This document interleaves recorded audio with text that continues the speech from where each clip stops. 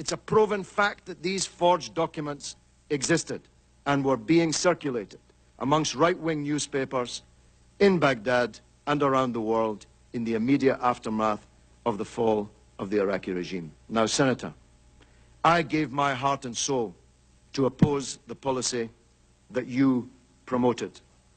I gave my political life's blood to try to stop the mass killing of Iraqis by the sanctions on Iraq, which killed 1 million Iraqis, most of them children. Most of them died before they even knew that they were Iraqis, but they died for no other reason other than that they were Iraqis, with the misfortune to be born at that time. I gave my heart and soul to stop you committing the disaster that you did commit in invading Iraq.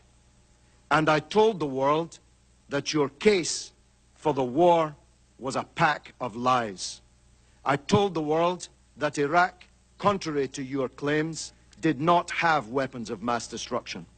I told the world, contrary to your claims, that Iraq had no connection to Al-Qaeda. I told the world, contrary to your claims, that Iraq had no connection to the atrocity on 9/11/2001.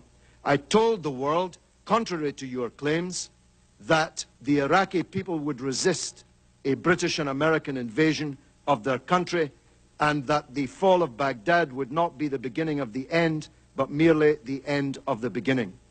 Senator, in everything I said about Iraq, I turned out to be right, and you turned out to be wrong.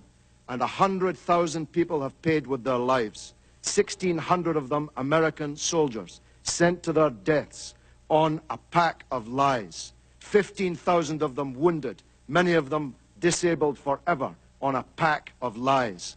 If the world had listened to Kofi Annan, whose dismissal you demanded, if the world had listened to President Chirac, who you want to paint as some kind of corrupt traitor, if the world had listened to me and the anti-war movement in Britain, we would not be in the disaster that we're in today. Senator, this is the mother of all smokescreens.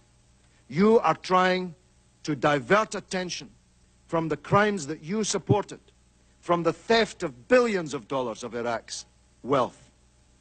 Have a look at the real oil for food scandal. Have a look at the 14 months you were in charge of Baghdad, the first 14 months, when $8.8 billion of Iraq's wealth went missing on your watch. Have a look at Halliburton and the other American corporations that stole not only Iraq's money, but the money of the American taxpayer. Have a look at the oil that you didn't even meter, that you were shipping out of the country and selling, the proceeds of which went who knows where.